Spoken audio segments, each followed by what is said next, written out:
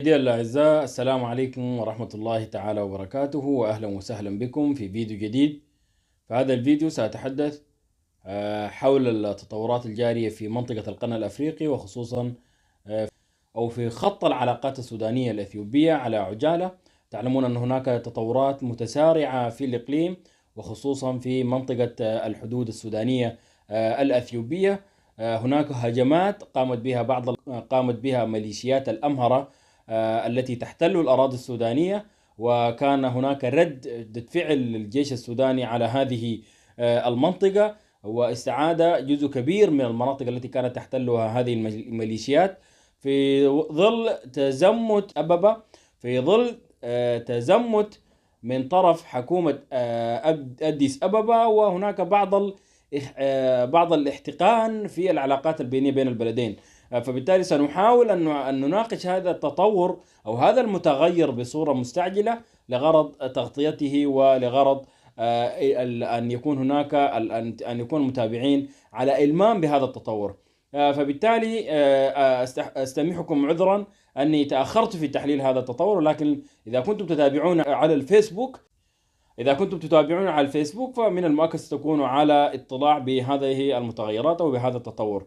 عليه أنا سأبدأ بماذا حدث أو ماذا حدث في الحدود السودانية الأثيوبية. منطقة الفشقة هي منطقة سودانية خالصة، كانت قد استولت عليها الميليشيات الأمهرية بقوة السلاح في ظل السودان. كان قواته المسلحة كانت متشتتة في ربوع السودان، وكانت هناك جبهات ضد الدولة السودانية، قامت إثيوبيا أن تقتطع هذه الأرض، بالرغم من أنها كانت تدعي أنها ستحل القضايا الخلافية مع السودان عن طريق التفاوض. ولكن تمادت الحكومة الأثيوبية أو تمادت قومية الأمهرة على السيطرة على هذه المنطقة، واعتبرتها هي أراضي عائدة لها، فبالتالي تشنجت واستهدفت ميليشياتها المواطنين السودانيين أو المزارعين السودانيين، أو أجبرتهم على الهرب أو هجرتهم من المناطق التي كانوا يزرعونها، وهي كانت أراضي سودانية ومعروفة، وهم الأثيوبيين كذلك يعلمون ذلك. فبالتالي الآن الجيش السوداني لم يستعدي أو لم يهجم على الميليشيات الأثيوبية، إنما هي كانت تسيطر أو كانت تحتل أراضي السودانية بقوة السلاح. الآن الجيش السوداني استعاد عافيته،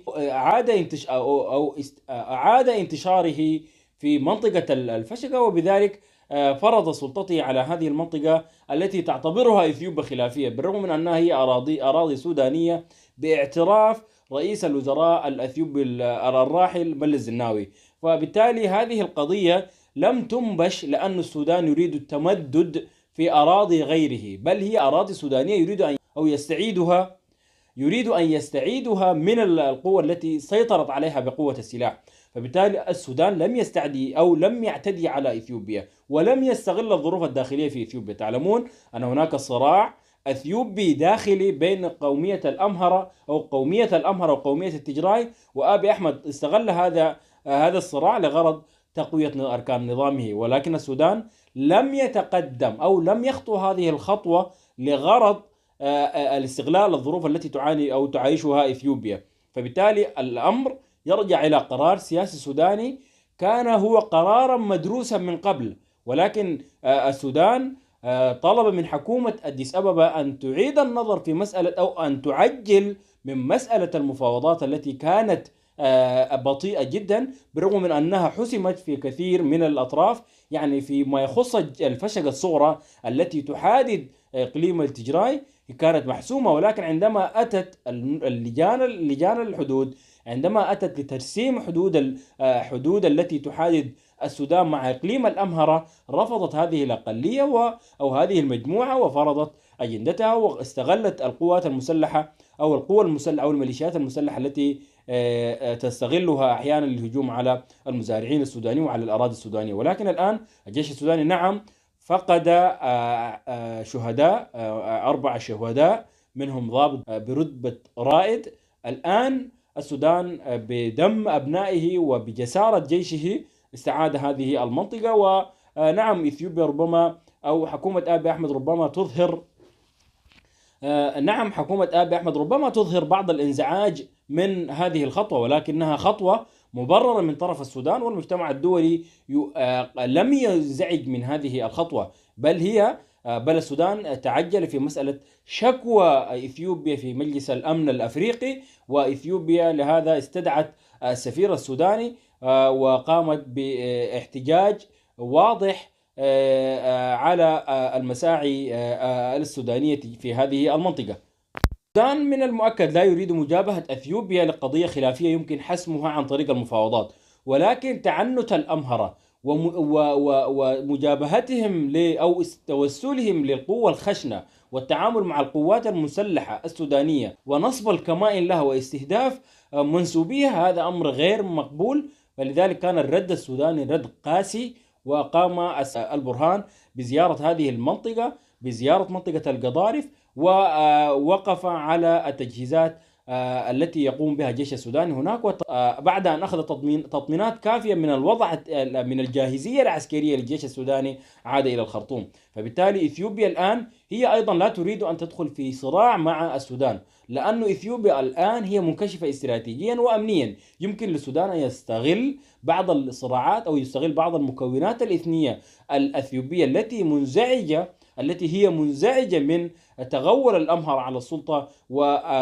وديكتاتورية آبي أحمد عرت إثيوبيا وكشفتها، وخصوصا بعد أن جابها التجراي. الآن يمكن للاستخبارات السودانية أن تستغل مجموعة التجراي وتدعمها لغرض تأزيم إثيوبيا من الداخل، ويمكن أيضا أن تستغل مجموعة بني شنغول اللي هي أصلا سودانية، ويمكن أن تستغل كذلك الصوماليين والأورومو. ولكن الحكومة السودانية الآن هي متريثة في التعامل مع الداخل الأثيوبي، هي لا تريد أن تؤزم علاقاتها مع إثيوبيا على المدى القريب أو على المدى البعيد، وإلا في حال واصلت إثيوبيا هذا النوع من التصرفات، وفي حال دعمت الميليشيات واستهدفت هذه الميليشيات الجيش السوداني تحت مرأى ومسمع القوات المسلحة الأثيوبية، من المؤكد رد السودان سيكون قاسيا وسيكون أكثر حدة لغرض تأزيم إثيوبيا من الداخل. فبالتالي إثيوبيا وحكومة آبي حكومة آبي أحمد تعي أن خطر مجابهة السودان، لأن ذلك سيشتت من إمكانياتها الشحيحة التي بالكاد تكفي للنهضة بإثيوبيا. أو هناك وعود أطلقها آبي أحمد لغرض نشر إثيوبيا من هذا الواقع، ودخوله في هذه المعارك هو تشتيت الجهود وإثيوبيا، وبذلك إثيوبيا تدخل حالة من التفاقم والتأزم اللا إرادي. آبي أحمد ربما لا يكون ليس هو بمراده أن يدخل في أو يشتت من جهود إثيوبيا، ولكن في حال واصل في هذا النسق من التأزيم في العلاقات الداخلية الأثيوبية والعلاقات الخارجية مع السودان بالتحديد، من المؤكد ستكون هناك حالة من الاحتقان في الداخل الأثيوبي، وتكون إثيوبيا مأزومة من الداخل. السودان حسب متابعتي هو في وضع جيد ومريح أمنيا واستراتيجيا، ولكن في حال جابه إثيوبيا أيضا ربما يتعرض لاستنزاف. أصلا هو الجيش السوداني الآن أو الحكومة السودانية أو السودان بشكل عام يعاني من تأزمات اقتصادية واحتقانات سياسية. في حال لم يسيطر على هذه الأزمات الخارجية أو الأزمات مع إثيوبيا أو مع الجوار بشكل عام، من المؤكد الحكومة السودانية أيضا ستتعرض لإرهاق وتهدر مقدراتها وإمكاناتها بصورة غير معقولة وغير منطقية. فبالتالي الزعيمان البرهان وآبي أحمد وعبد الله حمدوك كذلك هما مدركان لخطر المجابهة، وبالتالي يحاولوا أن يجدوا حلول منطقية وحلول مرضية دون أن تتصاعد الأوضاع وتضطرب المنطقة بشكل عام، لأن الصدام الأثيوبي السوداني من المؤكد سيكون خسائره كبيرة على أثيوبيا. هناك نقطة خلافية بين الحكومة السودانية وحكومة أديس أبابا تتمثل في مسألة اللاجئين.